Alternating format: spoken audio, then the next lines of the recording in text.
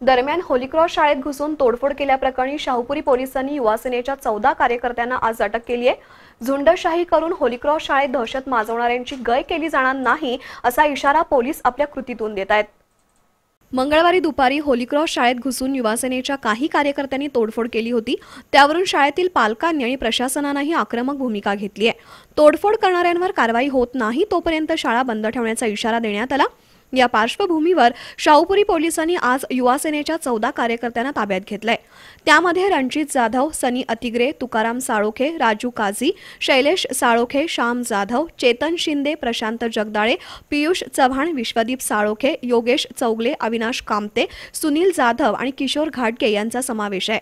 जिल्हाधिकाऱ्यांच्या बंदी आदेशाचा भंग करून बेकायदेशीररित्या जमाव करून शाळेमध्ये दहशत निर्माण केल्याचा आरोप ठेवण्यात आलाय।